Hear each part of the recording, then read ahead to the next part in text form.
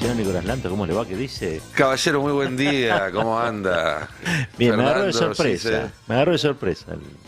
es así, la vida nos sorprende todo el tiempo. Él sepa. Carla, Sí, no te Carlita. saludo porque ya es Sí, como no, que ya nos no. vemos todo Carlita, el tiempo. ¿cómo va? Vive conmigo, Lantos. Pero no paga el alquiler. La fórmula. Bueno, la expectativa puesta en lo que suceda hoy a la noche cuando hable Cristina, que más allá de lo que vos comentabas durante tu editorial y de las especulaciones, creo que el mensaje claro de Cristina hablando inmediatamente después de publicar la carta que publicó hace menos de 48 horas, es decir, yo no me voy a casa, yo simplemente no voy a ser candidata, pero eso no significa que resigne mi espacio en la política. Ujú. Cada vez que habla ella se configura de facto una especie de cadena nacional donde automáticamente después salen todos opositores, oficialistas, a tuitear sus interpretaciones, a replicar los pasajes que consideran más relevantes. Es decir, salir a hablar es reafirmar su centralidad, o mejor dicho, dejar que la realidad reafirme la centralidad de Cristina, porque es algo que pareciera suceder a veces hasta incluso a su pesar. Así que eso es, creo que la única certeza que tenemos a priori antes de escuchar qué es lo que tiene para decir. Lo que sí podemos hacer en todo caso, como un ejercicio que también alimente el análisis, es pensar cuáles son las preguntas que nos gustaría que conteste, Ujú. ¿no? Creo que un poco por ahí puede empezar Está buena esa. a enfocarse, a anticiparse la nota de esta noche. Sí. ¿Vas a ser candidata? Nah. Ya dijo 10 veces que no. Igual, ayer comentábamos, ¿no? En el ESMATA se siguió discutiendo eso. A ver si Sí, una cantando. gran movilización, el 25, la podía llegar a convencer. No, para mí lo que me gustaría, está claro que conserva un liderazgo político y es quien puede ordenar la situación dentro de Frente de Todos para llegar a una instancia de decisión de las candidaturas en orden, ¿no? Esto, ¿no? Si ella considera que las candidaturas deben resolverse en una PASO, si va a apoyar. Yo, sentido común, indicaría que no debería apoyar a algún candidato en la interna, por más que después haga gestos o haga guiños, no debería ser explícito, me parece. Y eso, ¿no? Que cómo piensa que es la mejor manera que debe afrontar el Frente de Todos esta competencia, con las dificultades que, como marcábamos hace un ratito, genera ser oficialismo y afrontar una campaña electoral al mismo tiempo. Decíamos, bueno, Rossi propone Sí, sacar la ley de medios. la ley de medios, ¿por qué no lo hace ahora? ¿No? Bueno, y todas esas cuestiones. Pero me parece que eso, ¿no? Es una definición importante la que podría avanzar Cristina. ¿Cómo ve la situación? ¿Hay que hacer una PASO? ¿No hay que hacer una PASO? ¿Hay que elegir un candidato de consenso y alinearse todo detrás suyo, como dice Sergio Massa? Y ella va a decidir quién es el candidato, lo tiene que decidir. Bueno, por ese lado, ¿no? Me parece que sería importante que diga Cristina cómo resolver la situación. También es la primera entrevista que da en el país después del atentado, ¿no? Sí. Con lo cual imagino que antes de irle al hueso tal vez de lo más profundo en términos de la coyuntura, ese capítulo amerita estar, ¿no? Desde lo humano, porque es no naturalizarlo, y desde lo político y judicial, que tiene que ver con, la falta de investigación como decisión de la jueza Capuchetti y demás, pero es la candidata proscripta y sobreviviente en un punto, ¿no? Y son dos características que nadie que se presente va a tener en principio, ¿no? Sí. Me parece que hay también un capítulo. Yo te juro que si pudiera preguntarle algo a Cristina, ¿Qué le preguntarías? cuando hago un recuento, digamos, de estos años, ¿qué afecto o qué emoción le saldría cuando habla del presidente, que ella misma eligió?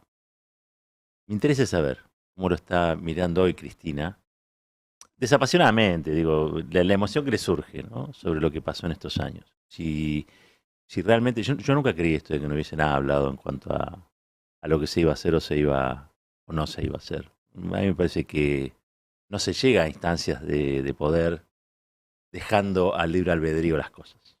Me parece, digamos, capaz que descubro que a la vez que viruela las cosas suceden porque sí, y yo no creo, digamos, siempre tengo ese estado de sospecha sobre que las cosas, hay algo que las explica, más allá de la nada.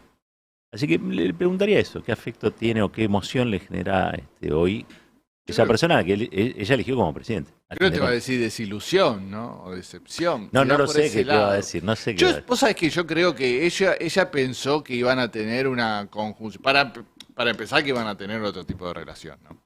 Pero me parece que ella pensó que iban a tener una visión mucho más común. Y después, visto las circunstancias excepcionales que le tocó atravesar al gobierno, esas visiones se fueron diferenciando cada vez más hasta llegar al momento que se divergieron totalmente, ¿no? Otra cosa que preguntaría es por qué no se fue. ¿Por qué se quedó? Porque ella todavía sigue, y creo que lo todavía lo dijo en el Teatro Argentino de La Plata, habla de nuestro gobierno. Sí. Bueno, ahí hay una explicación que ha dado varias veces, creo que fue Andrés Larroque, cuando dice, nosotros no tenemos que irnos del lugar que nosotros fundamos, si Claro. alguien se va a ir, no seremos nosotros. Creo que pasa un poco por eso y también una cuestión de responsabilidad institucional. Sí, eso me Ujú. parece que es muy... Ujú. Siempre Sí. en Cristina es muy fuerte lo de la República. Sí, sí, y después más allá de eso, ella ha dado lineamientos, y ayer lo decía el Cuervo Larroque acá, ¿no? Que cada vez que Cristina habla, marca un poco los títulos de por dónde debería ir el programa. Bueno, profundizar un poco más sobre eso, ¿no? Estábamos en contra del acuerdo con el Fondo Monetario Internacional. Bueno, ¿cuál es la solución? Más allá de atar eso a los recursos que tiene el país. Digo, ¿cómo se negocia? ¿Qué más se pide? ¿Qué sí? ¿Qué no? ¿Cómo se redistribuye? Digamos, ir a cuestiones más específicas que por lo menos desde su punto de vista, obviamente, marquen ya de forma concreta cuáles van a ser las acciones, porque me parece que ya es hora también de pensar un poco en el futuro. Si bien todos tenemos ganas de saber todo eso, no sé qué también le haría Alberto Fernández que Cristina diga desilusión en los últimos meses de gobierno con el poco capital político que le queda, ¿no? Pero tal vez empezar también a pensar un poco en el futuro y en el rol que va a tener ella y también cómo lo va a administrar, porque claramente en estos 4 años la administración fue conflictiva. Entonces tiene que encontrar una forma diferente ella también de administrar su protagonismo, su liderazgo y su peso específico dentro del Frente de Todos, que en este caso lo va a encontrar sin un cargo institucional. Sea cual sea el destino. Puede ser ministra igual si ganamos. No descartemos. Ministra de Justicia le ponele. Es verdad, es O a la verdad. corte, no Qué sé. fuerte eso. Qué fuerte. A ver, jarrón chino no va a ser. Nunca. No, obviamente. Ni mascota de Mañeto ni jarrón chino, me parece, ¿no? Ahora, ¿cómo se ubica? ¿Dónde se ubica? ¿Qué pasa si le hacen caso, si no le hacen caso? Y lo venimos charlando muchas veces, ¿no? La Argentina del año que viene va a ser una Argentina completamente distinta y depende mucho de quién gobierne, cómo se administren esos recursos. Ahora bien, con ese título me fascina, ¿no? Llenémoslo de contenido, empecemos a llenarlo un poquito de contenido. Claramente Cristina no va a definir sola el programa de gobierno, No. porque si no va a ser imposible que quien gobierne lo haga en libertad. Pero además también hay otra cuestión que creo que está muy presente en estas apariciones de ella, que es marcar cierta urgencia por ponerse a resolver las cuestiones. Hoy tampoco tenés tiempo de armar No. un equipo que desarrolle un programa de gobierno completo. Quizás si esa tarea se comenzaba en diciembre, se podía llegar. Tampoco es sencillo armarlo en 2 o 3 meses, pero definitivamente no se puede armar en 2 semanas. Y además el peronismo necesita definir una o varias candidaturas y que empiecen a funcionar como tales, porque es algo que la oposición ya viene haciendo hace rato y que te da ventaja en una campaña. Empezar a correr antes, empezar a hablarle a los electores, a la sociedad en modo candidato. Y eso es algo que recién ahora está empezando a pasar un poco más con Scioli, con Guado. Ayer en una entrevista que hicimos con Agustín Rossi hizo una serie de definiciones que me parecen sumamente interesantes, más allá de de con cuáles uno esté más o menos de acuerdo, o el fondo, pero el hecho de que ya empiecen a hablar de, bueno, si gano voy a hacer esto, esto y esto. Todo eso creo que es algo que debería empezar más pronto que tarde, más cerca del 25 de mayo que del 24 de junio. Y en ese sentido, no sé si va a haber tiempo para discutir un programa en un sentido completo del término, o si más bien no será más una cuestión de coincidir, aunque sea en algunas definiciones que pueden tener que ver con el tema del Fondo Monetario Internacional, que pueden tener que ver con el tema judicial, que pueden tener que ver con la democracia, digamos, cuestiones muy básicas, y después ir construyendo consensos sobre la marcha, en vez de esperar a construir consenso, un consenso que además sabemos va a ser trabajoso, para decidir las candidaturas. Ahí es muy interesante ver en la discusión previa del programa cuánto de radicalidad va a tener que tener ese programa y cuánto de mesura, ¿no? Porque uno supone que en los últimos años primó un espacio dentro del Frente de Todos de la coalición, que hay que ver si se sigue llamando así, digamos, donde la moderación o la mesura fue quizá el dato distintivo, digamos, la intención de conciliar permanentemente con sectores que se lo querían llevar por delante al gobierno. Y ahí creo que Cristina y creo que Máximo Kirchner también trabajaron cierto grado de radicalidad, de pensar alguna radicalidad frente a eso, digo, de tener algún tipo de cosa a reclamar a futuro a esas corporaciones que cuando se les pedía que ponieran el hombro no las ponían, o las ponían un ratito y las sacaban. O sea, para pedir los ATP todos en la cola, para poner el hombro salía si no había nadie, ¿no? Entonces, ¿cuánto de radicalidad y cuánto de mesura? Porque un programa que no contemple la remoción completa de la Corte Suprema de Justicia. Bueno, ahí es la contradicción principal de esta coalición. Ya lo dijo Mao. Y de la próxima. Porque, por ejemplo, Guado está hablando de ampliar. Ampliemos la coalición, sumemos. Mientras más amplias, más ambiguo y moderado va a ser tu programa. Porque si vos decís esto, removamos la Corte Suprema. No sé, si querían sumar a partidos provinciales, por ahí te van a decir, no, yo no estoy de acuerdo con eso. ¿Y qué haces ahí? Entonces, esa es una de las discusiones, ¿no? Es que me parece, uno de los problemas de estos 4 años. Las distintas visiones. El kirchnerismo dice, lo que hace Alberto a mí no me representa. Bueno, pero eso es... cuando sumás un frente que tenés distintas fuerzas que coinciden en una cosa general, pero a veces empezás con la política que tenés que tener en cada rubro y decís, no, yo no estoy de acuerdo con esto. No estoy de acuerdo. Y eso es si se va a discutir un programa de determinada cantidad de puntos, eso va a ser, ¿no? ¿Cómo se va a armar? Bueno, vos el otro día decías la escuela kirchnerista, que ahí están representados el masismo. Bueno, ese por ahí es un lugar, pero insisto, mientras más específico, más difícil sumar voces o apoyos a ese plan. Mientras más general y ambiguo, más fácil. No deja de ser una pelea muy interesante entre el país conservador y el país que necesita reformas, digamos, ¿no? El país conservador que quiere que todo se mantenga más o menos igual, porque estaba pensando, vos acá exponés a la Corte Suprema y la exponés de sus miserias, ¿no? Y sale la Asociación de Jueces y dice, no se metan con la Corte Suprema porque es la Virgen María, digamos, ¿no? Entonces, ahí hay un problema, porque los que se expresan y manifiestan claramente son los integrantes del país conservador. ¿Qué canales vos construís para otra radicalidad? Porque vos necesitás a otros actores que digan otras cosas para modificar eso. Es muy interesante, porque yo creo que Cristina en ese sentido todavía le gusta la política de verdad, digamos. Todavía creo que, más allá de la apetencia de poder que tiene cualquier político, entiende que es una herramienta de transformación de la sociedad. Sí. Ahí, ese es el debate que ella planteó, intenta, a veces a algunos le dan más bolilla, otros no. Cristina de alguna manera también trata de romper esa dicotomía entre radicalidad y... Porque ella habla siempre de construir consensos o hegemonías. Una de las dos, dice, si no tenés ni el consenso ni la hegemonía, no podés. Entonces creo que ahí un poco la ecuación se da vuelta y es si vos tratás de construir un consenso, una mayoría para cambiar a la Corte, probablemente no puedas hacerlo. Ahora, y esto lo vimos ahora con UNIAC y con Mansur, si vos construís un consenso, una mayoría para otra cosa, y por ser parte de esa mayoría, los que se suman a ese consenso empiezan a ver el problema de la Corte desde otra perspectiva, con otra óptica, o se sienten de alguna manera, se dan cuenta que no están a salvo de ese fuego, bueno, entonces ese consenso que construiste con otros temas te va a servir para ir sobre la Corte Suprema. Néstor Kirchner no hizo una campaña en el 2003 diciendo vamos a ir contra la Corte Suprema y la mayoría automática.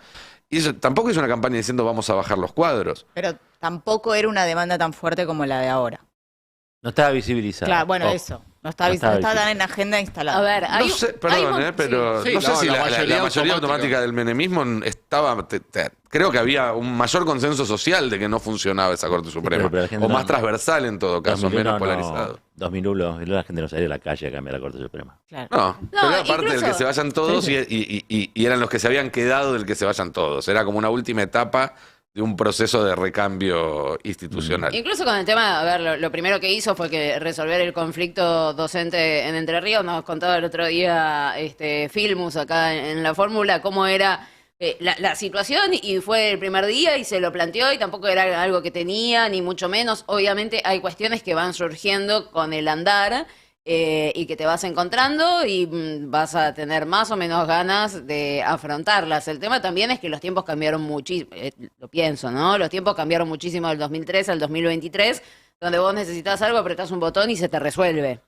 Entonces hoy hay demandas que no son fáciles de solucionar y estamos acostumbrados a que prácticamente todo se arregle mágicamente. Tengo hambre, pido un plato de comida, me llega a la puerta de mi casa. Bueno, eso no pasa con la Corte Suprema de Justicia, ¿no? Entonces hay que manejar un poco las ansiedades, las cuestiones, las fuerzas políticas y demás, pero con los tiempos que cambian, la gente va a demandar más, obviamente, porque, digamos, estamos en el tiempo de la simultaneidad de cosas, y no solo de reclamos, sino también de soluciones o de descartes de esas posibles soluciones.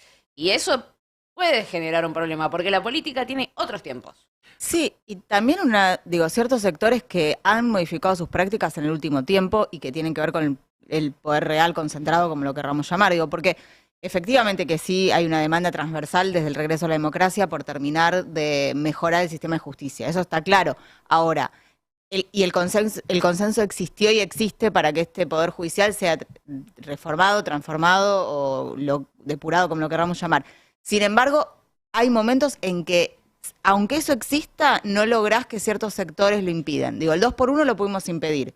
La reforma judicial no la pudimos conseguir. Y eso fue una promesa de esta gestión de gobierno.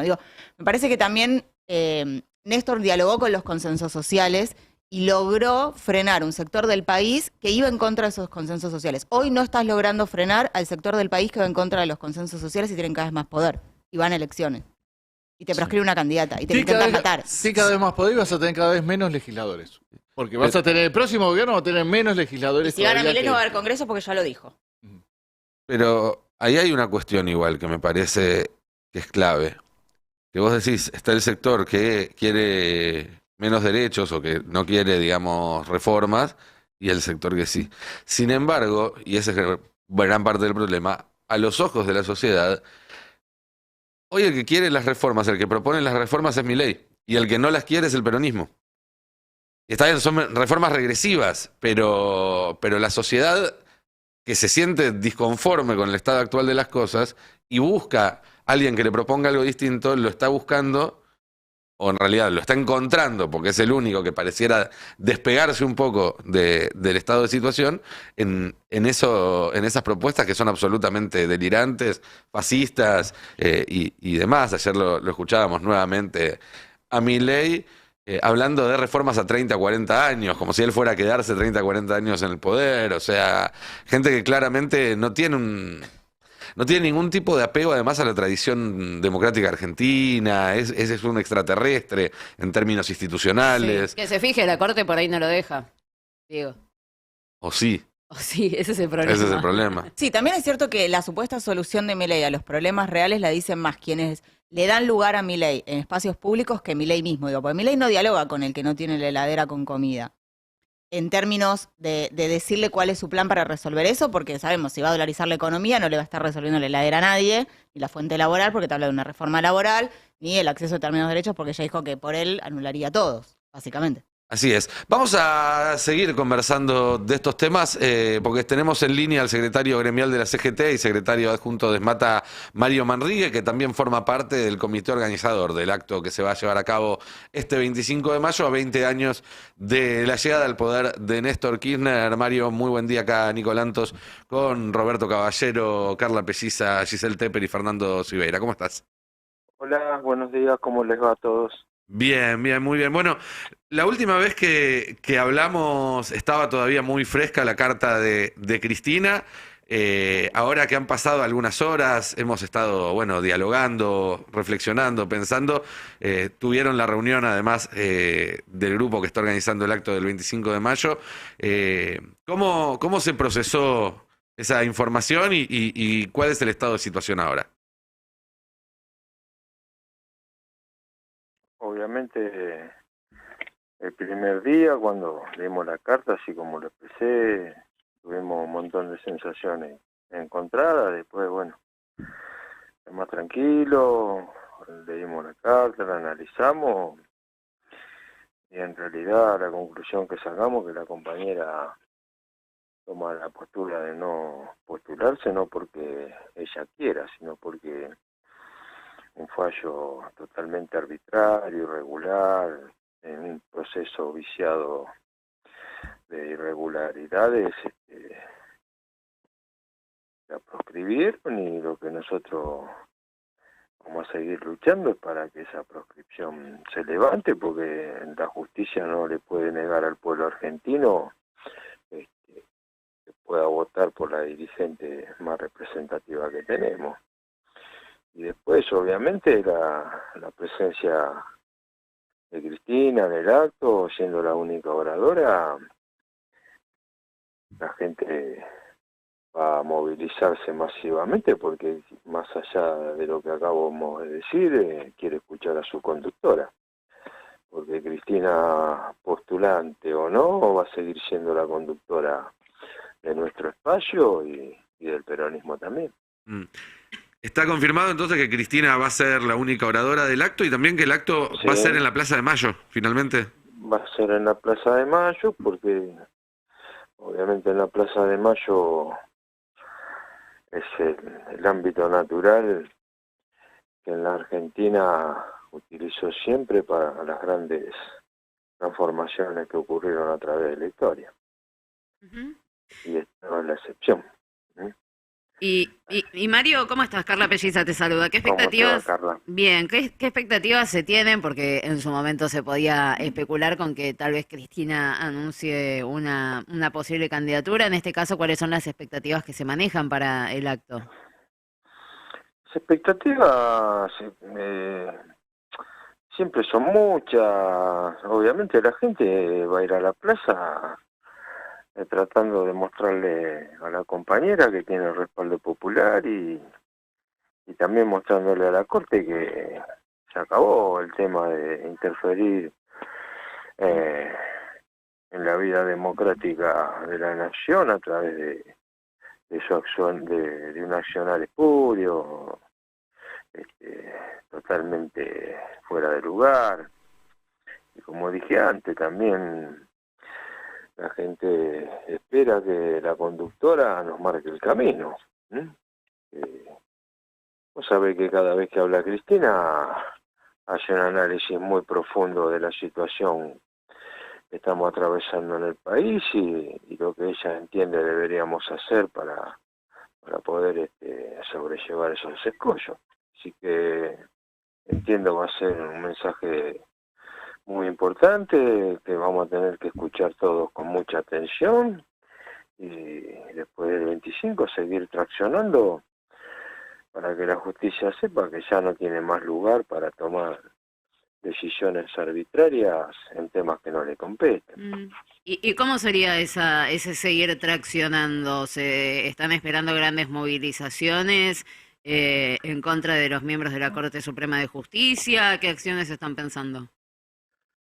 Mira, las acciones van a ser muchas, toda proscripción que hubo en la historia argentina se dieron vuelta en la calle desde el 17 de octubre a la fecha, cuando el pueblo se vio cercenado de su derecho a poder elegir a sus líderes, se manifestó con potencia y nuestra aspiración es volver a revivir ese espíritu, ese sentido de pertenencia en el ciudadano que quiera y que entienda que Cristina es la opción a poder hacer. Ahí lo perdimos. Perdimos la comunicación ahí. Bueno, importante nuevamente esto, ¿no? La movilización popular que siempre está en el centro de la escena, en este caso, en primera instancia, para acompañar a Cristina y ver cuáles son las definiciones que va a hacer. Pero a ver, Mario Manrique es una persona importante del movimiento obrero que mantuvo hasta último momento la ilusión de que Cristina sea candidata. El hecho de que ya lo plantee como una cuestión consumada, pareciera ya cerrar el debate incluso del operativo Clamor. Y el segundo paso es este, ¿no? Es, bueno, veamos qué pasa con el Poder Judicial. Un poco lo decíamos anoche. Cristina va a ser una persona que a partir del 10 de diciembre no tiene fueros. Ujú. No tiene fueros. Y Sí. va a estar ahí esperando a ver qué es lo que decide el Poder Judicial. Que si con fueros avanzaron y la persiguieron como la persiguieron durante todos estos tiempos, imagínense en los primeros minutos del Sí. 10 de diciembre. Sumado a, digamos, esta especulación sobre si buscaban que baje la candidatura o si la persecución va a seguir a pesar de haberla bajado, ¿no? Que creemos que la segunda opción es la que va a ocurrir. Uno creería que va a ir por ese lado, pero bueno, hay que ver cómo son los últimos meses también de esta gestión, también incluso en materia salarial. La movilización me parece debería incluir eso también. Ya tenemos de nuevo en línea a Mario Manrique, secretario gremial de la CGT, y le podemos preguntar también por esto. Mario, ¿hay expectativa de que el gobierno en los meses que quedan de alguna manera apoye a la campaña de él o los candidatos del Frente de Todos con una política de ingresos un poco más activa? Mira, las expectativas están planteadas desde el año pasado, que nosotros al señor presidente y a su gabinete, desde el Frente Sindical, con Pablo Moyano y los compañeros que conformamos el Frente, le estamos pidiendo que tenga un gesto con el tema de las sumas fijas, de que los aguinaldos no tributen ganancias. Bueno, siempre esperamos, pero no es por una cuestión electoral, es por una cuestión humana. Hay muchos argentinos que la estamos pasando mal, hay muchos laburantes que están bajo la línea de la pobreza. Es necesario mejorar esa situación y no entiendo por qué se demora tanto, no entiendo por qué tiene tanto debate. Es algo que humanamente es necesario, vuelvo a reiterar, ¿viste? Más allá que estamos en procesos electorales y todo lo que hagas lo van a relacionar con que estás haciendo campaña. Bueno, hay que pensar en la gente, más en la gente y menos en lo que dirán. Y que entiendo que sería una buena medida empezar a nutrir a los bolsillos de los argentinos, porque eso también va a reactivar el mercado interno. Y obviamente en paralelo hay que ponerle la cadena a los formadores de precios, porque ¿viste? Lo que te dan por un lado, a los 2 días te lo sacan 4 empresarios modificando los precios a su antojo. Y Mario, ¿cómo se presiona eso desde el movimiento obrero? Que yo entiendo que tiene sus diferencias, vos tenés una postura bastante clara que no es compartida por otros compañeros de la CGT, pero vos lo decías, esto es algo que le vienen pidiendo al gobierno desde el año pasado y el año tiene 365 días y seguimos en la misma situación y si no peor, ¿no? Con una inflación cada vez peor y no pasa nada. Digo, ¿cómo hacemos para que pase algo? Y lo que deberíamos hacer para que pase algo, el movimiento obrero debería por lo menos encontrar este punto de coincidencia, reunirnos y manifestarnos en este sentido, sin ningún prurito. ¿Mm?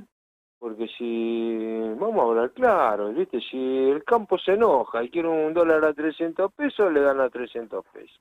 Ahora se enoja, no le gustan los 300 pesos, quiere más y seguramente le vamos a dar más. Entonces, ¿viste? Siempre estamos cediendo ante las exigencias de los poderosos y nosotros estamos en el furgón de cola. Bueno, los dirigentes en la CGT nos debemos reunir y poner las cosas en claro y bueno, es la hora de la gente, ya está, ¿entendés?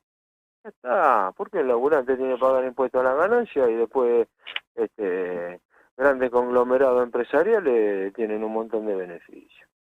Así como dijo la compañera que del Producto Bruto Interno, el 1,9 se destinaba a la ayuda social, pero tenemos el 5% que se destina a los planeros VIP, que son excepciones impositivas o reintegro a empresas multimillonarias que cada vez facturan menos y encima no colaboran para que podamos encontrar el equilibrio social en la Argentina. Mario, ¿vas a proponer que la CGT convoque como tal a la marcha del 25 de mayo? No, amigo, no. Mira, esta convocatoria es para todos aquellos dirigentes que quieran tener un país distinto. Yo no le tengo que decir a mis compañeros de la CGT, muchachos, a ver, ¿qué hacemos? ¿Movilizamos? ¿No movilizamos? No, hermano. Les tiene que salir naturalmente a cada dirigente. ¿Entendés? Lo que pasa es que siempre estamos especulando a ver si se ofende Juan, si se ofende Josefina, si se ofende Pedro. Estamos desorientados y bueno, espero que la gente, como dije en muchos lados, yo digo que ahora es la hora del pueblo. La gente se tiene que abstraer de las peleas dirigenciales, de las diferencias que tenemos los dirigentes y moverse de acuerdo a su convicción, de acuerdo a su sentimiento y de acuerdo a sus necesidades. Entiendo también, porque van a salir, van a decir, sí, pero los dirigentes tenemos que organizar a la gente. Sí, está bien, pero si los dirigentes no organizamos a la gente nos va a pasar por arriba todo. Entonces, ya, cada uno sabe lo que hace. El ESMATA va a movilizar y va a movilizar todo lo que tiene. Y la gente de ESMATA no necesita que le pongamos micro, ni mucho menos. Entonces, porque sabe quién es Cristina, sabe qué es lo que representa y qué es lo que enfrentamos, qué es lo que vamos a enfrentar. El mecánico lo sabe porque nosotros hablamos permanentemente con nuestros trabajadores. ¿Entendés? Después, bueno, los mismos laburantes, a los dirigentes que hoy están jugando a la política, una cosa es hacer política y otra cosa es jugar a la política.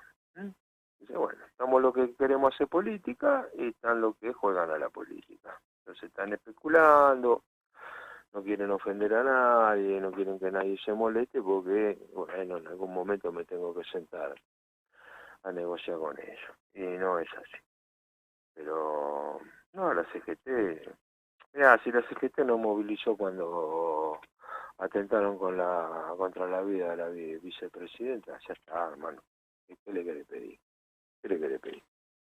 Una CGT que hace el 1 de mayo encerrada en un estadio, ¿qué le quiere pedir? No puede salir a la calle. Hay muchos dirigentes que no se pueden parar en un escenario. ¿Qué va a hacer? Clarísimo, Mario, y como siempre, muchísimas gracias por tus palabras y tu tiempo.